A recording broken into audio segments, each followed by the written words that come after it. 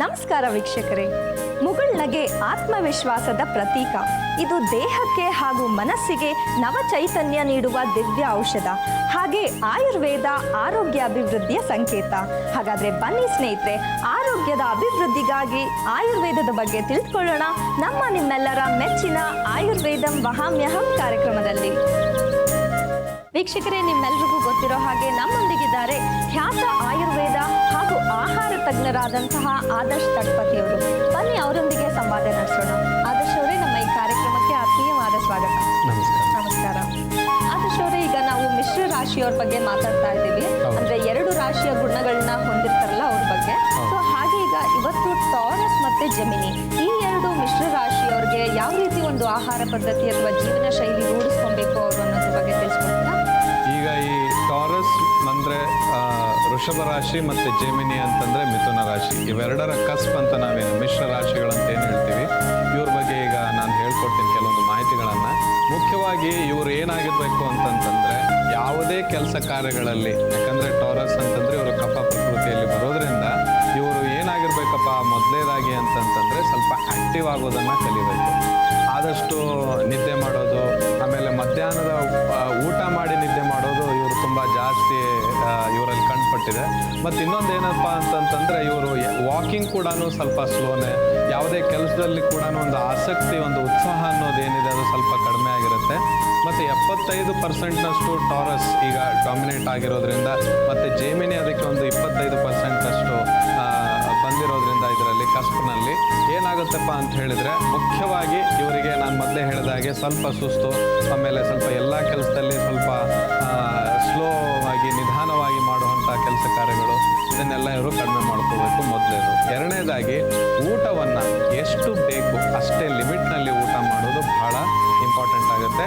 ಮತ್ತು ಇವರು ಯಾವಾಗಲೂ ಊಟವನ್ನು ಮಾಡುವಾಗ ನೀರನ್ನು ಜಾಸ್ತಿ ಸೇವಿಸ್ತಾರೆ, ಅದನ್ನು ದಯವಿಟ್ಟು ನೀವು ಅವಾಯ್ಡ್ ಮಾಡಬೇಕು. ಮುಖ್ಯವಾಗಿ ಇವರಿಗೆ ಡಯಾಬಿಟೀಸ್ ಅಂತ ನಾವೇನು ಹೇಳ್ತೀವಿ, ಅದು ಒಬೆಸಿಟಿ ಅನ್ನೋ ಒಂದು ಪ್ರಾಬ್ಲಮ್ ಅಂತಂದರೆ ಜಾಸ್ತಿ ದಪ್ಪಾಗಿರ್ತಾರೆ, ಕೊಬ್ಬಿನಾಂಶ ದೇಹದಲ್ಲಿ ಹೆಚ್ಚಾಗಿರುತ್ತೆ ಇವರಿಗೆ. ಆದಷ್ಟು ಸಿಹಿ ಪದಾರ್ಥಗಳನ್ನು ಇಷ್ಟಪಡ್ತಾರೆ. ಆಮೇಲೆ ಡೈಜೆಷನ್ ಇವರಿಗೆ ಸ್ವಲ್ಪ ಸ್ಲೋ ಆಗುತ್ತೆ. ಸೊ ಆದ್ದರಿಂದ ಇವರು ಆರೋಗ್ಯದಲ್ಲಿ ಕೂಡ ಬಹಳ ನಿಗಾವನ್ನು ವಹಿಸಬೇಕು ಅಂತೇಳಿ ಹೇಳಕ್ಕೆ ಇಷ್ಟಪಡ್ತೀನಿ. ಆದರ್ಶ್ ಅವರೇ, ಮಿಶ್ರ ರಾಶಿಯವ್ರ ಬಗ್ಗೆ ಹಾಗೆ ಆ ಇಂಡಿವಿಜುವಲ್ ರಾಶಿ ಏನಿದೆ ಅದ್ರ ಬಗ್ಗೆ ಇರೋ ಡಿಫ್ರೆನ್ಸಸ್ ತಿಳಿಸ್ಕೊಟ್ಟಿಲ್ಲ. ಹಾಗೆ ಇವರಿಗೆ ಈಗ ಮನೆ ಮದ್ದು ಅಂದರೆ ಟಾರಸ್ ಮತ್ತು ಜೆಮಿನಿ ಮಿಶ್ರ ರಾಶಿಯವ್ರಿಗೆ ಯಾವ ಒಂದು ಮನೆ ಮದ್ದು ಮಾಡೋದ್ರಿಂದ ಉಪಯೋಗಗಳಿದೆ ಅನ್ನೋದ್ರ ಬಗ್ಗೆ ತಿಳಿಸ್ಕೊಡ್ತೀರಾ? ಬನ್ನಿ, ಟಾರಸ್ ಮತ್ತು ಜೆಮಿನಿ ಅಂತೇಳಿ ನಾವೇನು ಮಿಶ್ರ ರಾಶಿಗಳನ್ನಂತ ಹೇಳಿದ್ದೀವಿ ಅಂತಂದರೆ ಕಸ್ಪ್ ಅಂತ ಹೇಳಿದ್ವಲ್ಲ, ಅವರಿಗೆ ನಾವು ಇವತ್ತು ಮಾಡ್ತಾ ಇರೋವಂಥ ಒಂದು ಕಷಾಯ ಅದೇನಪ್ಪ ಅಂತಂದರೆ ವಾಯು ಒಡಂಗದ ಕಷಾಯ ಅಂತ ಹೇಳಿ. ಈ ವಾಯು ಒಡಂಗ ಕಷಾಯಕ್ಕೆ ಬೇಕಾಗಿರುವಂಥ ಇಂಗ್ರೀಡಿಯೆಂಟ್ಸನ್ನು ನೋಟ್ ಮಾಡ್ಕೊಳ್ಳಿ. ವಾಯು ಒಡಂಗದ ಕಾಯಿ, ನಿಂಬೆಹಣ್ಣು ಮತ್ತು ಸಕ್ಕರೆ. ಈಗ ಮೊದಲಿಗೆ 1 ಟೀ ಸ್ಪೂನಷ್ಟು ಈ ವಾಯು ಒಡಂಗದ ಕಾಯಿ, ಒಣಗಿಸಿರುವಂಥ ಕಾಯಿಗಳು ಏನಿರುತ್ತೆ ಇದನ್ನು ನಾವು ತಗೊಳ್ಬೇಕು. ಈ ಆದರ್ಶವ್ರೆ, ಈ ವಾಯು ಒಡಂಗದ ಏನು ಕಾಳು ನೋಡ್ತಾ ಇದ್ದೀವಿ ನಾವು, ಇದು ಎಲ್ಲಿ ಸಿಗುತ್ತೆ? ಹಾಗೆ ಇದು ಸೀಡ್ ಅಂದರೆ ಬೀಜನ ಅಥವಾ ಹಣ್ಣ, ಹೇಗೆ ಇದು ಅಂತ? ಅಂದರೆ ಇದು ಬೀಜ ಅಲ್ಲ. ಇದು ಈಗ ನಮ್ಗೆ ಹೇಗೆ ಈ ಮೆಣಸಿನ ಕಾಳು ಹೇಗೆ ಬರುತ್ತೆ ಅದೇ ಥರನೇ ವಾಯು ಒಡಂಗ ನಮಗೆ ಸಿಗುತ್ತೆ. ಇದನ್ನು ನಾವು ಯೂಸ್ ಮಾಡೋದ್ರಿಂದ ಈ ಮಕ್ಕಳಿಗೆ ಬೇಸಿಕಲಿ ಬಹಳ ಇದನ್ನು ಯೂಸ್ ಮಾಡ್ತಾರೆ. ಅಂದರೆ ಹೊಟ್ಟೆಯಲ್ಲಿ ನೋವು ಬರೋದು, ಹಾಲು ಕುಡಿದಾಕ್ಷಣ ಅವರಿಗೆ ಗ್ಯಾಸ್ಟ್ರಿಕ್ ಒಂದು ಟ್ರಬಲ್ ಅಥವಾ ಹೊಟ್ಟೆ ಹಿಡಿದ ಹಾಗೆ ಆಗೋದು, ವಾಯು ಹಿಡಿದಾಗ ಆಗೋದು, ಇವನ್ನೆಲ್ಲನೂ ಅವಾಯ್ಡ್ ಮಾಡೋದಕ್ಕೆ ಈ ವಾಯು ಒಡಂಗದ ಒಂದು ಕಷಾಯವನ್ನು ಮಾಡಿಕೊಡ್ತಾರೆ. ಈಗ ನಾವು 1 ಟೀ ಸ್ಪೂನಷ್ಟು ವಾಯು ಒಡಂಗದ ಕಾಳುಗಳನ್ನು, ಬೀಜವನ್ನು ಇದರಲ್ಲಿ ಹಾಕಿದ್ದೀವಿ. ಇದನ್ನು ನಾವು ಪೌಡರ್ ಮಾಡ್ಕೊಳ್ಬೇಕು ಫಸ್ಟು. ಭಾಳ ಬೇಗನೆ ಇದೇನು ಪೌಡರ್ ಮಾಡೋದು ಕಷ್ಟ ಅಂತ ಹೇಳಿ ಅನ್ನಲ್ಲ, ಭಾಳ ಬೇಗನೆ ಪೌಡರ್ ಆಗುತ್ತೆ. ಇದು ಒಣಗಿರೋ ಕಾಳಾಗಿರೋದ್ರಿಂದ ಭಾಳ ಬೇಗನೆ ಪೌಡರ್ ಆಗುತ್ತೆ. ಇದೇ ಸಮಯದಲ್ಲಿ ನಾವು ಸ್ವಲ್ಪ ಈ ಒಂದು ಪಾತ್ರೆಯನ್ನು ಏನು ಇಟ್ಟಿದ್ದೀವಿ ಇದನ್ನು ಬಿಸಿ ಮಾಡ್ಕೊಂಡ್ಬಿಡೋಣ.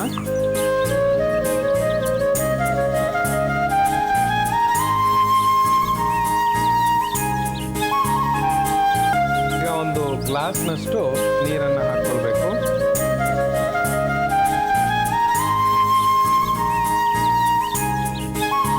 ಪಾತ್ರೆ ಕಾದಿದೆ.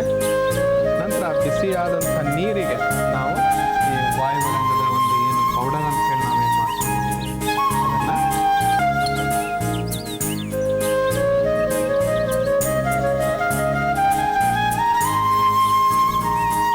ಬಾಯ್ಲ್ ಆದ ನಂತರ ಒಂದು ಚಿಟಿಕೆಯಷ್ಟು ಸಕ್ಕರೆಯನ್ನು ಹಾಕಬೇಕು.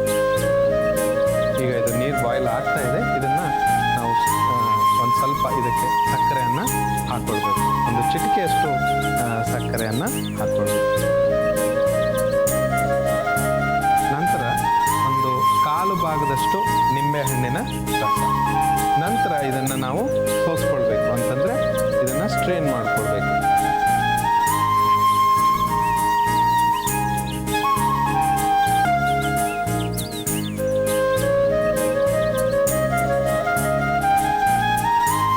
ಈಗ ಈ ಒಂದು ವಾಯು ಒಡಂಗದ ಕಷಾಯ ಅಂತ ನಾವೇನು ಮಾಡಿದ್ದೀವಿ ಅದು ಸಿದ್ಧವಾಗಿದೆ.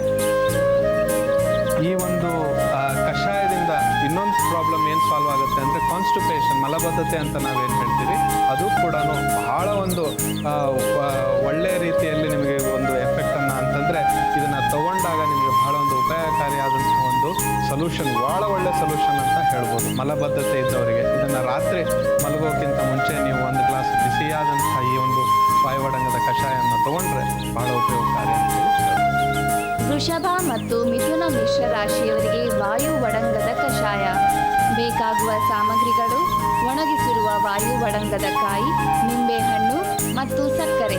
ಮಾಡುವ ವಿಧಾನ: ಪುಟಾಣಿಗೆ ವಾಯು ಒಡಂಗವನ್ನು ಹಾಕಿ ಕುಟ್ಟಿಕೊಳ್ಳಬೇಕು. ನಂತರ ಪಾತ್ರೆಗೆ 1 ಗ್ಲಾಸಿನಷ್ಟು ನೀರು ಹಾಕಿ ಕುಟ್ಟಿರುವ ಮಿಶ್ರಣವನ್ನು ಹಾಕಿ ಕುದಿಸಬೇಕು. ಕುದ್ದ ನಂತರ 1 ಚಿಟಿಕೆ ಸಕ್ಕರೆ ಮತ್ತು ನಿಂಬೆಹಣ್ಣಿನ ರಸವನ್ನು ಹಿಂಡಿ 1 ಲೋಟಕ್ಕೆ ಶೋಧಿಸಿಕೊಂಡರೆ ವೃಷಭ ಮತ್ತು ಮಿಥುನ ಮಿಶ್ರ ರಾಶಿಯವರಿಗೆ ವಾಯು ಒಡಂಗದ ಕಷಾಯ ಸಿದ್ಧ. ವೀಕ್ಷಕರೇ, ನೋಡಿದ್ರಲ್ಲ, ಟಾರಸ್ ಮತ್ತೆ ಜೆಮಿನಿ ಈ ಮಿಶ್ರ ರಾಶಿಯವರಿಗೆ ಯಾವ ರೀತಿ ವಾಯು ಒಡಂಗದ ಕಷಾಯ ತಯಾರಿಸ್ಬೋದು, ಅದರಿಂದ ಅವ್ರಿಗೆ ಏನೆಲ್ಲ ಬೆನಿಫಿಟ್ಸ್ ಇದೆ ಅಂತ.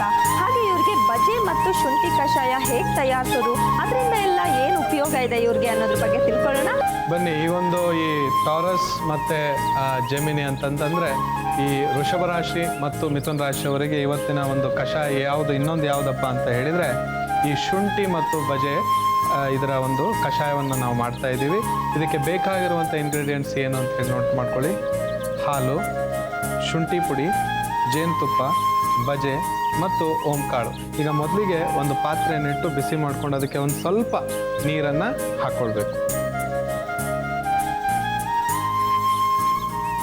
ಈಗ ಈ ಓಂಕಾಳು ಮತ್ತು ಬಜೆ ಇದನ್ನು ಸ್ವಲ್ಪ ಪುಡಿ ಮಾಡಿಕೊಂಡು ನಂತರ ಇದಕ್ಕೆ ಹಾಕ್ಕೊಳ್ಬೇಕಾಗತ್ತೆ. ಒಂದು ಸ್ವಲ್ಪ ಅಂತಂದರೆ 1/4 ಟೀ ಸ್ಪೂನಷ್ಟು ನಾವು ಓಮದ ಕಾಳನ್ನು ಹಾಕ್ಕೊಳ್ಬೇಕು. 1 ಚಿಟಿಕೆಯಷ್ಟು ನಾವು ಬಜೆಯನ್ನು ಹಾಕ್ಕೊಳ್ಬೇಕು. ಜಾಸ್ತಿ ಪೌಡರ್ ಮಾಡ್ಕೊಳ್ಳೋದೇನು ಬೇಕಾಗಿಲ್ಲ. ನಾವು ಹೇಗೆ ವಾಯು ಒಡಂಗದ ಒಂದು ಕಷಾಯನ ಮಾಡಿದೆ ಅದರಲ್ಲೂ ನಾವು ಪೌಡರ್ ಮಾಡ್ಕೊಂಡಿರಲಿಲ್ಲ, ಅದೇ ಥರನೇ ಇದರಲ್ಲೂ ಸ್ವಲ್ಪ ಅದನ್ನು ಜಜ್ಜಿಬಿಟ್ಟು ನಂತರ ಇದಕ್ಕೆ ಹಾಕ್ಕೊಳ್ಬೇಕು. ಇಲ್ಲಿ ಆಲ್ರೆಡಿ ಈಗ ಇದೊಂದು ನೀರು ಏನಿದೆ ಬಾಯ್ಲ್ ಆಗ್ತಾ ಇದೆ, ಅದಕ್ಕೆ ನಾವು ಹಾಕ್ಕೊಳ್ಳೋಣ. ಇದನ್ನು ಈ ಒಂದು ಏನು ನಾವು ಜಜ್ಕೊಂಡಿದ್ವಿ ಇದನ್ನು ಈ ನೀರಿಗೆ ಹಾಕ್ಕೊಳ್ಬೇಕು. ಈ ಬಜ್ಜಿ ಅನ್ನೋದೇನಿದೆ ಅದ್ರಲ್ಲಿ ತುಂಬಾ ಒಂದು ಮೆಡಿಸಿನಲ್ ಪ್ರಾಪರ್ಟೀಸ್ ಅಂತ ಔಷಧೀಯ ಸತ್ವಗಳಿದೆ, ತುಂಬಾ ಇದೆ ಅನ್ಸುತ್ತಲ್ವಾ? ಹೌದು, ಹೇಳ್ತಾ ಹೋಗ್ತೀನಿ ನಾನು. ಈಗ ಸ್ವಲ್ಪ ಇದು ಬಾಯ್ಲ್ ಆಗ್ತಾ ಇದೆ. ಈಗ ಇದಕ್ಕೆ 1/4 ಚಮಚದಷ್ಟು ಶುಂಠಿಯ ಪುಡಿ ಹಾಕ್ಕೊಳ್ಬೇಕು. 1/4 ಚಮಚದಷ್ಟು ಶುಂಠಿ ಪುಡಿ. ಇದಕ್ಕೆ ಈ ಶುಂಠಿ ಪುಡಿ ನಿಮಗೆ ಇಲ್ಲ ಅಂತಂತಂದರೆ ಒಂದು ಚಿಕ್ಕ ಈ ಶುಂಠಿಯ ಕೊಂಬೇನಿರುತ್ತೆ ಅದನ್ನು ನೀವು ಯೂಸ್ ಮಾಡ್ಕೊಳ್ಬೋದು. ಆದರೆ ಪೌಡರ್ ಫಾರ್ಮ್ನಲ್ಲಿ ಯೂಸ್ ಮಾಡೋದು ತುಂಬ ಉತ್ತಮ ಅಂತ ಹೇಳ್ಬೋದು. ನೀರನ್ನು ಸ್ವಲ್ಪನೇ ತೊಗೊಳ್ಬೇಕು, ಜಾಸ್ತಿ ತೊಗೊಳಕ್ಕೆ ಹೋಗಬೇಡಿ. ಇದಕ್ಕೀಗ ಈ ಥರ ಒಂದು ಬಾಯ್ಲ್ ಆಗ್ತಾ ಇರುವಾಗಲೇ ನಾವು ಈ ಹಾಲನ್ನು ಹಾಕ್ಕೊಳ್ಬೇಕು. ಇದು ಬಾಯ್ಲ್ ಆಗುವಾಗಲೇ ಹಾಕ್ಕೋಬೇಕು.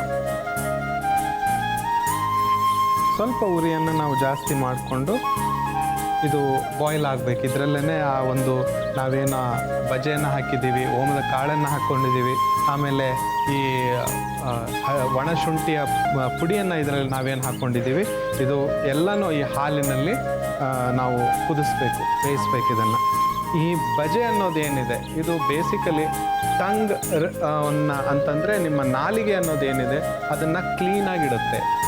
ಈಗ ಕೆಲವು ಮಕ್ಕಳನ್ನು ನೀವು ನೋಡಿರ್ಬೋದು, ಅವರ ನಾಲಿಗೆ ಮೇಲೆ ಒಂಥರ ಕೋಟ್ ಆಗಿರುತ್ತೆ, ಅಂತಂದರೆ ವೈಟ್ ಆಗಿರುತ್ತೆ.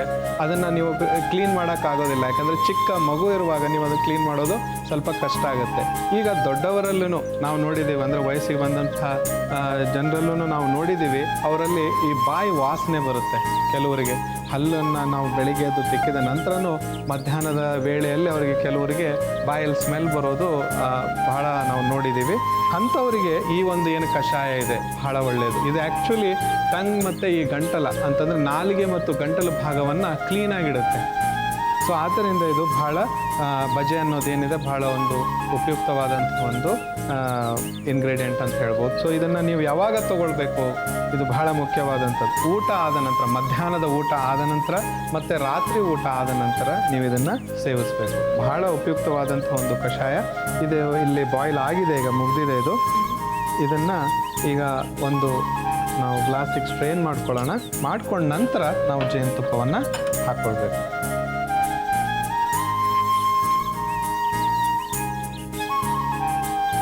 ಕುಡಿಲಿಕ್ಕೆ ಒಂಥರ ಬೇಡ ಅನ್ನಿಸ್ಬೋದು ನಿಮಗೆ, ಆದರೂ ಇದನ್ನು ಕುಡಿಯೋದ್ರಿಂದ ಬಹಳ ಒಂದು ಉಪಯುಕ್ತವಾದಂಥ ಪ್ರಯೋಜನಗಳು ಇದರಲ್ಲಿ ಆಗುತ್ತೆ. ಈಗ 1 ಟೀ ಸ್ಪೂನಷ್ಟು ನಾವು ಜೇನುತುಪ್ಪವನ್ನು ಹಾಕ್ಕೊಳ್ಬೇಕು.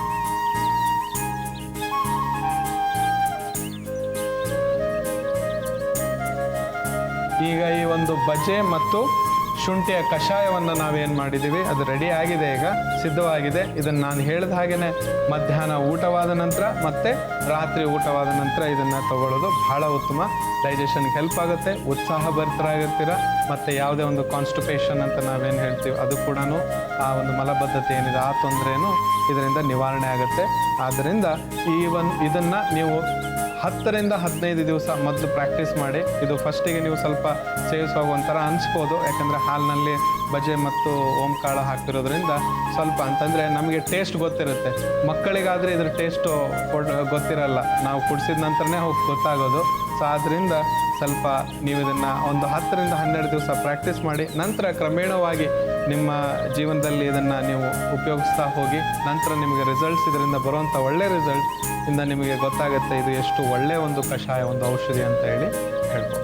ಆದರ್ಶವ್ರು ಎಲ್ಲ ವಯಸ್ಸಿನವರು ಕೂಡ ಈ ಒಂದು ಕಷಾಯ ಏನು ಮಾಡಿದ್ದೀವಿ ಅದನ್ನು ಸೇವಿಸ್ಬೋದಾ? ಎಲ್ಲ ವಯಸ್ಸಿನವರು ಇದನ್ನು ತಗೊಳ್ಬೋದು, ಸೇವಿಸ್ಬೋದು. ಯಾವ ರೀತಿಯ ತೊಂದರೆಗಳು ಇದರಿಂದ ಆಗೋದಿಲ್ಲ. ಮತ್ತು ಆಯುರ್ವೇದದಲ್ಲಿ ನಾವು ಮೊದಲಿಂದನೂ ಹೇಳ್ತಾ ಇದ್ದೀವಿ, ಆಯುರ್ವೇದದಲ್ಲಿ ಯಾವುದೇ ರೀತಿಯ ಒಂದು ತೊಂದರೆಗಳು ಬರೋದಿಲ್ಲ ನಾವು ಔಷಧಿ ಅಂತ ತಗೊಂಡು. ಯಾಕಂದರೆ ಗಿಡಮೂಲಿಕೆ ತರಕಾರಿಗಳನ್ನು ನಾವು ರೆಗ್ಯುಲರ್ ಆಗಿ ತಗೊಳ್ಳೋದ್ರಲ್ಲಿ ಒಂದು ಕ್ರಮಗಳಿದೆ. ಆ ಒಂದು ಪದ್ಧತಿಯಲ್ಲಿ ನಾವು ತಗೊಂಡಾಗ ಯಾವ ರೀತಿಯ ಒಂದು ತೊಂದರೆಗಳು ಆಗೋದಿಲ್ಲ. ಆದ್ದರಿಂದ ನಾವು ಹೇಳಿಬಿಟ್ಟಿದ್ದೀವಿ, ಮೊದಲಿಂದನೂ ಹೇಳ್ತಾ ಇದ್ದೀವಿ. ಯಾಕಂತಂದರೆ ಆಯುರ್ವೇದ ಅನ್ನೋದೇನಿದೆ ಅದು ಹಳೆಯ ಕಾಲದಿಂದ, ಅಂತಂದರೆ ಪುರಾತನ ಕಾಲ, ಹಿಂದಿನ ಕಾಲದಿಂದಲೂ ಬಂದಂತಹ ಔಷಧಿ ಉಪಚಾರಗಳನ್ನು ನಾವು ಹೇಗೆ ಮಾಡ್ಕೊಳ್ಬೇಕು ಅನ್ನೋದನ್ನು ಕಲಿಸಿಕೊಟ್ಟಂಥ ಋಷಿಮುನಿಗಳಿಗೆ ಒಂದು ನಾವು ಈಗಿನ ಜೀವನ ಶೈಲಿ ಅದನ್ನು ಅಡಾಪ್ಟ್ ಮಾಡ್ಕೊಳ್ತಾ ಇಲ್ಲ. ಅಡಾಪ್ಟ್ ಮಾಡ್ಕೊಳ್ಳಿ ಅಂತ ಹೇಳ್ತೀನಿ. ನಾವು ಕಲಿಸ್ಕೊಡ್ತಾ ಇರುವಂಥ ಈ ಆಯುರ್ವೇದ ಮಹಾಮ್ಯಂ ಕಾರ್ಯಕ್ರಮದಲ್ಲಿ ಬರುವಂಥ ಈ ಒಂದು ಔಷಧಿಗಳನ್ನು ನಾವೇನು ಹೇಳ್ತಾ ಇದ್ದೀವಿ, ದಯವಿಟ್ಟು ಗಮನವಿಟ್ಟು ಕೇಳ್ಕೊಳ್ಳಿ. ನಿಮ್ಮ ಜೀವನ, ನಿಮ್ಮ ಆರೋಗ್ಯ ಇದ್ದರೆ ಭಾಗ್ಯ ಅಂತ ನಾವೆಲ್ಲ ಕೇಳಿದ್ದೀವಿ. ಅದೇ ರೀತಿ ನಿಮ್ಮ ಆರೋಗ್ಯವನ್ನು ನೀವು ಚೆನ್ನಾಗಿಟ್ಕೊಳ್ಬೋದು. ವೃಷಭ ಮತ್ತು ಮಿಥುನ ಮಿಶ್ರ ರಾಶಿಯವರಿಗೆ ಬಜೆ ಮತ್ತು ಶುಂಠಿ ಕಷಾಯ. ಬೇಕಾಗುವ ಸಾಮಗ್ರಿಗಳು: ಹಾಲು, ಶುಂಠಿ ಪುಡಿ, ಜೇನುತುಪ್ಪ, ಬಜೆ ಮತ್ತು ಓಂಕಾಳು. ಮಾಡುವ ವಿಧಾನ: 1 ಪಾತ್ರೆಗೆ ನೀರು ಹಾಕಿ ಕುದಿಯಲು ಇಡಿ. ನಂತರ ಕುಟಾಣಿಗೆ ಓಂಕಾಳು, 1 ಚಿಟಿಕೆ ಬಜೆಯನ್ನು ಹಾಕಿಕೊಂಡು ಕುಟ್ಟಿಕೊಳ್ಳಿ. ಈ ಮಿಶ್ರಣವನ್ನು ಕುದಿಯುತ್ತಿರುವ ನೀರಿಗೆ ಹಾಕಿಕೊಳ್ಳಬೇಕು. ಅದಾದ ನಂತರ 1/4 ಚಮಚದಷ್ಟು ಶುಂಠಿಯ ಪುಡಿ ಮತ್ತು ಹಾಲನ್ನು ಹಾಕಿ ಕುದಿಸಿ. ನಂತರ 1 ಲೋಟಕ್ಕೆ ಶೋಧಿಸಿಕೊಂಡು ಅದಕ್ಕೆ ಜೇನುತುಪ್ಪವನ್ನು ಬೆರೆಸಿದರೆ ವೃಷಭ ಮತ್ತು ಮಿಥುನ ಮಿಶ್ರ ರಾಶಿಯವರಿಗೆ ಬಜೆ ಮತ್ತು ಶುಂಠಿ ಕಷಾಯ ಸಿದ್ಧ. ವೀಕ್ಷಕರೇ, ಟಾರಸ್ ಮತ್ತು ಜೆಮಿನಿ ಈ ಒಂದು ಮಿಶ್ರ ರಾಶಿಯವರಿಗೆ ಯಾವ ರೀತಿ ಬಜೆ ಮತ್ತು ಶುಂಠಿಯ ಕಷಾಯ ತಯಾರಿಸ್ಬೋದು, ಅದರಿಂದ ಅವ್ರಿಗೆ ಏನೆಲ್ಲ ಉಪಯೋಗಗಳಿದೆ ಅನ್ನೋದನ್ನ ನೋಡಿದ್ವಿ. ಈಗ ನಿಮ್ಮ ಸಮಸ್ಯೆಗಳಿಗೆ ಸೂಕ್ತ ಸಮಾಧಾನ, ಸಲಹೆ ನೀಡಲಿದ್ದಾರೆ ಆದರ್ಶ್ ಅವರು. ಸ್ನೇಹಿತರೆ, ಬನ್ನಿ ಇವತ್ತು ಯಾರೆಲ್ಲ ಪತ್ರ ಬರೆದು ತಮ್ಮ ಒಂದು ಸಮಸ್ಯೆನ ನಮ್ಮ ಹತ್ರ ಹೇಳ್ಕೊತಾ ಇದ್ದಾರೆ, ಹಾಗೆ ಅವ್ರಿಗೆ ಏನೆಲ್ಲ ಸಮಾಧಾನ ಸಿಗುತ್ತೆ ಅಂತ ನೋಡೋಣ. ಆದರ್ಶ್ ಅವರೇ, ಮೊದಲನೇ ಪತ್ರ ಬಂದು ಪುಷ್ಯ ಅನ್ನೋರು ಮಂಗಳೂರಿಂದ ಬರೆದಿದ್ದಾರೆ. ಇವ್ರು ಹೇಳ್ತಾರೆ, ನನಗೆ ವಯಸ್ಸು 20. ಒಂದು ಸಮಸ್ಯೆ ಏನಂದರೆ, ನಾನು ಬಾಯಿನಲ್ಲಿ ಉಸಿರಾಡ್ತೇನೆ, ಮೂಗಿನ ಮೂಲಕ ಉಸಿರಾಡಲು ಸಾಧ್ಯ ಆಗ್ತಾ ಇಲ್ಲ, ಇದಕ್ಕೇನು ಪರಿಹಾರ ಅಂತ ತಿಳಿಸಿ ಅಂತ ಕೇಳ್ತಿದ್ದಾರೆ. ಆಯುರ್ವೇದದಿಂದ ಏನು ಪರಿಹಾರಪ್ಪ ಅಂತ ಹೇಳಿದರೆ, ನೀರನ್ನು ನೀವು ಕುಡಿಬೇಕು. ಮತ್ತು ಈ ನೀರಿನಲ್ಲಿ ಬೆಳ್ಳುಳ್ಳಿಯನ್ನು ಹಾಕಿಬಿಟ್ಟು, ನೀರಿನಲ್ಲಿ ಬೆಳ್ಳುಳ್ಳಿಯನ್ನು ಹಾಕಿ ಅದನ್ನು ಕುದಿಸ್ಬೇಕು, ಬಾಯ್ಲ್ ಮಾಡಬೇಕು. ಬಾಯ್ಲ್ ಮಾಡಿದ ನಂತರ ಅದನ್ನು ನೀರನ್ನು ಸ್ಟ್ರೈನ್ ಮಾಡ್ಕೊಂಡು, ಅಂದರೆ ಅದನ್ನು ನೀವು ಸೋಸ್ಕೊಂಡ್ಬಿಟ್ಟು ಆ ನೀರನ್ನು ಬೆಳಿಗ್ಗೆ ನಿಮ್ಮ ಮೂಗಿನ ರಂಧ್ರಗಳೇನಿದೆ ಅದರಲ್ಲಿ ನೀವು ಹಾಕ್ಕೊಳ್ಬೇಕು. ಹಾಕ್ಕೊಂಡು ಒಂದು ಶವಾಸನ ರೂಪದಲ್ಲಿ ಮಲ್ಕೊಂಡು, ಅಥವಾ ನಿಮಗೆ ಹಾಕ್ಕೊಳ್ಳಿಕ್ಕಾಗಲಿಲ್ಲ ಅಂತಂದರೆ ಬೇರೆಯವರು, ನಿಮ್ಮ ಅಣ್ಣ ತಮ್ಮಂದಿರು ಅಥವಾ ತಂದೆ ತಾಯಿಗಳಿಗೆ ಹೇಳಿ ಅಲ್ಲಿ ಮೂಗಿನ ರಂಧ್ರಗಳಲ್ಲಿ ಆ ನೀರೇನಿರುತ್ತೆ, ಬಿಸಿ ನೀರಲ್ಲ, ತಣ್ಣಗೆ ಮಾಡಿಕೊಂಡು ಜ್ಞಾಪಕ ಇಟ್ಕೊಳ್ಳಿ. ಬಿಸಿ ನೀರಲ್ಲ, ಅದನ್ನು ನೀವು ತಣ್ಣಗೆ ಮಾಡ್ಕೊಂಡ ನಂತರ ಅದನ್ನು ಡ್ರಾಪ್ಸ್ ಆಗಿ ನೀವು ಮೂಗಿನಲ್ಲಿ ಹಾಕ್ಕೊಳ್ಬೇಕು. ಇದನ್ನು ನೀವು ಕ್ರಮೇಣವಾಗಿ ಒಂದು ವಾರ 15 ದಿವಸದಷ್ಟು ನೀವು ಮಾಡಿದರೆ ಡೆಫಿನೆಟಾಗಿ ಇದೊಂದು ಏನು ನಿಮ್ಗೆ ಪ್ರಾಬ್ಲಮ್ ಆಗ್ತಾ ಇದೆ, ಇದರಲ್ಲಿ ಸ್ವಲ್ಪ ಒಂದು ಉತ್ತಮವಾದಂಥ ಒಂದು ಫಲಿತಾಂಶವನ್ನು ನೀವು ಕಾಣ್ಕೊಳ್ಬೋದು. ಪುಷ್ಯ ಅವರೇ, ನಿಮ್ಮ ಒಂದು ಸಮಸ್ಯೆಗೆ ಪರಿಹಾರ ದೊರೆತಿದೆ ಅಂತ ಭಾವಿಸ್ತೀವಿ. ಈಗ ಬನ್ನಿ ನಮ್ಮ ಮುಂದಿನ ಪತ್ರ ಯಾರು ಬರೆದಿದ್ದಾರೆ ಅಂತ ನೋಡೋಣ. ನಮ್ಮ ಮುಂದಿನ ಪತ್ರ ಬಂದು ಕಮಲರಾಜ್ ಅವರು ಬರೆದಿದ್ದಾರೆ, ತುಮಕೂರಿಂದ. ಇವರು ಹೇಳ್ತಾರೆ, ನನಗೆ ವಯಸ್ಸು 30. ಇತ್ತೀಚೆಗೆ ಬಲಗಡೆ ಕೆನ್ನೆ ಭಾಗ ಕಪ್ಪಾಗ್ತಾ ಬರ್ತಾ ಇದೆ. ಇದಕ್ಕೆ ಏನು ರೀಸನ್, ಅಂದರೆ ಏನು ಕಾರಣ ಗೊತ್ತಾಗ್ತಾ ಇಲ್ಲ, ಅದಕ್ಕೆ ಪರಿಹಾರ ತಿಳಿಸಿ ಅಂತ ಕೇಳ್ತಾರೆ. ನೀವು ಇದಕ್ಕೆ ಏನಪ್ಪ ರೆಮಿಡಿ ಅಂತ ಹೇಳಿದರೆ, ನೀವು ಈ ಟೊಮೆಟೊ ಹಣ್ಣಿನ ರಸ ಏನಿದೆ, ಟೊಮೆಟೊ ಹಣ್ಣಿನ ಪೇಸ್ಟ್ ಅಂತ ನಾವೇನು ಮಾಡ್ತೀವಿ, ಅದನ್ನು ತೊಗೊಂಡ್ಬಿಟ್ಟು ಅದಕ್ಕೆ ನೀವು ಸ್ವಲ್ಪ ಈ ಹರಳೆ ಎಣ್ಣೆ ಅಂತ ನಾವೇನು ಹೇಳ್ತೀವಿ, ಹರಳೆ ಎಣ್ಣೆಯನ್ನು ಹಾಕಿಬಿಟ್ಟು ಅದರಲ್ಲಿ ಮಿಕ್ಸ್ ಮಾಡ್ಕೊಳ್ಬೇಕಂದ್ರೆ ಈಕ್ವಲ್ ಪೋರ್ಷನ್ಸ್, ಒಂದು ಪೋರ್ಷನ್ ಆಫ್ ಹರಳೆ ಎಣ್ಣೆಗೆ ಒಂದು ಪೋರ್ಷನ್ ಪೇಸ್ಟ್ ಏನು ತೊಗೊಳ್ಬೇಕು ನಾವು, ಈ ಟೊಮೆಟೊ ಪೇಸ್ಟನ್ನು ಎರಡೂ ಮಿಕ್ಸ್ ಮಾಡಿಬಿಟ್ಟು ಅದನ್ನು ನಿಮ್ಮ ಕೆನ್ನೆ ಭಾಗದಲ್ಲಿ ಎಲ್ಲೇ ಆಗಿದೆ ಅದನ್ನು ಹಾಗೇ ಮಸಾಜ್ ಮಾಡಬಾರ್ದು, ಹಾಗೇ ಹಚ್ಕೊಳ್ಬೇಕು. ಹಚ್ಕೊಂಡು ಒಂದು ಹಾಫ್ ಆನ್ ಅವರ್ ಇಟ್ಟ ನಂತರ ತಣ್ಣೀರಿನಿಂದ ನೀವು ಮುಖವನ್ನು ತೊಳಿಬೇಕು. ಇದನ್ನು ನೀವು ಕಂಟಿನ್ಯೂಸ್ ಆಗಿ ಬೆಳಿಗ್ಗೆ ಮತ್ತು ರಾತ್ರಿ, ಬೆಳಿಗ್ಗೆ ನೀವು ಸ್ನಾನಕ್ಕಿಂತ ಮುಂಚೆ, ಆಮೇಲೆ ರಾತ್ರಿ ಮಲಗೋದಕ್ಕಿಂತ ಮುಂಚೆ ನೀವು ಇದನ್ನು ಮಾಡಿ ನಂತರ ನೀವು ಇದರಲ್ಲಿ ಉತ್ತಮವಾದಂಥ ಒಂದು ಫಲಿತಾಂಶವನ್ನು ನೀವು ಕಾಣ್ಕೊಳ್ಬೋದು. ಇದನ್ನು ಒಂದು 12ರಿಂದ 15 ದಿವಸದವರೆಗೆ ಮಾಡಿ, ಆವಾಗಲೇ ನಿಮ್ಗೆ ಗೊತ್ತಾಗೋದು ಇದು ರಿಸಲ್ಟ್ಸು. ಮತ್ತು ನೀವು ಆದಷ್ಟು ಬೇಗ ಇವತ್ತು ಹಚ್ಕೊಂಡಿದ್ದೀನಿ, ಇವತ್ತೇ ಹೋಗಬೇಕು ಅನ್ನೋವಂಥ ಒಂದು ಕಲ್ಪನೆಯನ್ನು ನೀವು ಇಟ್ಕೊಳ್ಳೋಕೆ ಹೋಗಬೇಡಿ. ಯಾಕಂತಂದರೆ ಆಯುರ್ವೇದದಲ್ಲಿ ಸ್ವಲ್ಪ ಯಾಕಂತಂದರೆ ನಾವು ನ್ಯಾಚುರಲ್ ಆಗಿರುವಂಥದ್ದು ಅಂತಂದು ಗಿಡಮೂಲಿಕೆಗಳಿಂದ ಅಥವಾ ತರಕಾರಿಗಳಿಂದ ಇವನ್ನೆಲ್ಲ ನಾವು ಬಳಸ್ತಾ ಇದ್ದೀವಿ ಫೇಸ್ ಮೇಲೆ ಅಂದಮೇಲೆ ಸ್ವಲ್ಪ ಟೈಮ್ ತೊಗೊಳುತ್ತೆ. ಒಂದು 12ರಿಂದ 13 ದಿವಸಗಳವರೆಗೆ ನೀವು ಇದನ್ನು ಮಾಡಿ ನಿಮಗೆ ರಿಸಲ್ಟ್ಸ್ ಗೊತ್ತಾಗುತ್ತೆ. ಕಮಲ್ ರಾಜ್ ಅವರೇ, ನಿಮ್ಮ ಒಂದು ಸಮಸ್ಯೆಗೆ ಕೂಡ ಪರಿಹಾರ ದೊರೆತಿದೆ ಅಂತ ಭಾವಿಸ್ತೀವಿ. ಹಾಗೆ ಆದರ್ಶ್ ಅವರೇ, ನಂದೊಂದು ಚಿಕ್ಕ ಪ್ರಶ್ನೆ ಇದೆ. ಏನಂದ್ರೆ, ಭಾರತದ್ದೇ ಆದ ಆಯುರ್ವೇದ ಪದ್ಧತಿ ಇದೆ, ಅಂದ್ರೆ ಇಟ್ಸ್ ಒರಿಜಿನ್ ಏನಿದೆ ಅದು ಭಾರತದ್ದೇ ಆಗಿರೋದು. ಆದ್ರೂ ಕೂಡ ನಾವು ಇಂಗ್ಲಿಷ್ ಮೆಡಿಸಿನ್ಸ್ ತಗೋಬೇಕಾ, ಯಾಕೆ, ಇದ್ರ ಬಗ್ಗೆ ಸ್ವಲ್ಪ ಹೇಳ್ತೀರಾ? ಇಂಗ್ಲಿಷ್ ಮೆಡಿಸಿನ್ ಅಂದ ತಕ್ಷಣ ಇಮಿಡಿಯೇಟ್ ನಮಗೆ ಒಂದು ರಿಸಲ್ಟ್ ಸಿಗುತ್ತೆ. ಆಯುರ್ವೇದದಲ್ಲಿ ಏನಾಗುತ್ತೆ ಅಂತಂದರೆ, ನಾನು ಈಗ ಮೊದಲೇ ಒಬ್ಬರು ಪ್ರಶ್ನೆಯನ್ನು ತುಮಕೂರಿಂದ ಏನು ಬರೆದಿದ್ರು ಅವ್ರದ್ದು ನಾವು ಓದುವಾಗ ನಾನು ಹೇಳಿದೆ, ಸ್ವಲ್ಪ ಆಯುರ್ವೇದದಲ್ಲಿ ಸ್ವಲ್ಪ ಡಿಲೇ ಆಗುತ್ತೆ. ಯಾಕಂತಂದರೆ ನಾವು ಗಿಡಮೂಲಿಕೆಗಳನ್ನು ಯೂಸ್ ಮಾಡ್ತೀವಿ, ತರಕಾರಿಗಳನ್ನು ಯೂಸ್ ಮಾಡ್ತೀವಿ, ಫೇಸ್ ಪ್ಯಾಕ್ಸನ್ನು ನಾವು ತರಕಾರಿಗಳಿಂದಲೇ ಮಾಡ್ಕೊಳ್ತೀವಿ. ಸೊ ಆ ಹಣ್ಣುಗಳನ್ನು ಯೂಸ್ ಮಾಡ್ತೀವಿ ಫೇಸಿಗೆ, ಅಥವಾ ನಮ್ಮ ತ್ವಚೆ ಆಗಲಿ ಅಥವಾ ಆಹಾರ ಸೇವನೆ ನಾವೇನು ಮಾಡ್ತೀವಿ ಅದೆಲ್ಲನೂ ಇಂಪಾರ್ಟೆಂಟ್ ಇರೋದ್ರಿಂದ ಮೊದಲೇ ಪ್ರೋಗ್ರಾಮ್ನಲ್ಲಿ ನಾನು ಹೇಳಿದ್ದೆ, ಶಿಸ್ತನ್ನು ನಾವು ಸರಿಯಾಗಿ ಪಾಲಿಸಬೇಕು, ಆಹಾರ ಪದ್ಧತಿಯನ್ನು ನಾವು ಸರಿಯಾಗಿ ಪಾಲಿಸಬೇಕು ಅಂತ ಹೇಳಿ. ಇವನ್ನೆಲ್ಲ ಪಾಲಿಸ್ಕೊಂಡು ಬಂದರೆ ಯಾವುದೇ ಆಯುರ್ವೇದಿಕ್ ಮೆಡಿಸನ್ನೇ ಆಗಲಿ ಅಥವಾ ನಿಮಗೆ ಈ ಒಂದು ಇಂಗ್ಲೀಷ್ ಮೆಡಿಸನ್ನೇ ಆಗಲಿ ಇದರ ಅವಶ್ಯಕತೆನೇ ಬರೋದಿಲ್ಲ. ಯಾವಾಗ ಶಿಸ್ತು ಮತ್ತು ಆಹಾರ ಪದ್ಧತಿ ಸರಿ ಇದ್ದರೆ ಅದನ್ನು ನಾವು ಪಾಲಿಸೋದಿಲ್ಲ. ಯಾವಾಗ ಬೇಕೋ ಹೆಂಗೆ ಬೇಕೋ ಹಾಗೆ ಊಟ ಮಾಡ್ತೀವಿ, ಹೇಗೆ ಬೇಕೋ ಯಾವುದೋ ಸಮಯದಲ್ಲಿ ನಾವು ಊಟ ಮಾಡ್ತೀವಿ. ಯಾವುದೂ ನಮ್ಮ ಒಂದು ಶಿಸ್ತು ಸರಿಯಾಗಿ ಆ ದಿನನಿತ್ಯದಲ್ಲಿ ಇರಲಿಲ್ಲ ಅಂದರೆ ಇವೆಲ್ಲ ತೊಂದರೆಗಳು ಬರುತ್ತೆ.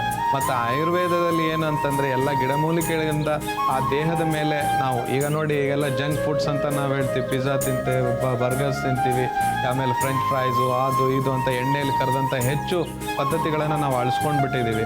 ಸೊ ಅವಾಗ ಏನಾಗುತ್ತೆ ಅಂತಂದರೆ, ಆ ಒಂದು ಕ್ರಮೇಣವಾಗಿ ಬಂದಂಥ ಈ ಆಯುರ್ವೇದವನ್ನು ಪರಿಪಾಲಿಸ್ಕೊಂಡು ಬಂದಂಥ ಜನರಿಗೆ ಅದು ಸರಿಯಾಗಿ ಹೋಗೋದಿಲ್ಲ. ಯಾಕಂತಂದರೆ ನಿಮ್ಮ ಈಗಿನ ಜೀವನದಲ್ಲಿ ಆಹಾರ ಪದ್ಧತಿ ಚೇಂಜ್ ಆಗಿ ಹೋಗ್ಬಿಟ್ಟಿದೆ. ಈಗ ನೀವು ಇಂಗ್ಲೀಷ್ ಮೆಡಿಸನನ್ನು ನೀವು ತೊಗೊಳ್ಬೇಕಂದ್ರೆ, ಅಂದರೆ ಆಧುನಿಕ ಜೀವನದಲ್ಲಿ ಇಂಗ್ಲೀಷ್ ಮೆಡಿಸನ್ ಭಾಳ ಹೆಲ್ಪ್ ಆಗುತ್ತೆ ಅಂತೇಳಿ ಹೇಳ್ಬೋದು. ಆದರ್ಶ್ ಅವರೇ, ಇಂದಿನ ಸಂಚಿಕೆಯಲ್ಲಿ ಟಾರಸ್ ಮತ್ತು ಜೆಮಿನಿ ಈ ಒಂದು ಒಂದು ಮಿಶ್ರ ರಾಶಿಯವರಿಗೆ ಯಾವ ರೀತಿ ಒಂದು ಜೀವನ ಶೈಲಿ ಇರಬೇಕು, ಹಾಗೆ ಅವರ ಆಹಾರ ಪದ್ಧತಿ ಹೇಗಿರಬೇಕು, ಅದ್ರ ಬಗ್ಗೆ ತುಂಬ ಉಪಯುಕ್ತ ಮಾಹಿತಿಗಳನ್ನ ತಿಳಿಸ್ಕೊಟ್ಟಿದ್ರ. ತುಂಬ ಧನ್ಯವಾದಗಳು. ಹಾಗೆ ನಾಳಿನ ಸಂಚಿಕೆಯಲ್ಲಿ ಮತ್ತೆ ಭೇಟಿಯಾಗೋಣ. ಅಲ್ಲಿವರೆಗೂ ನಮಸ್ಕಾರ.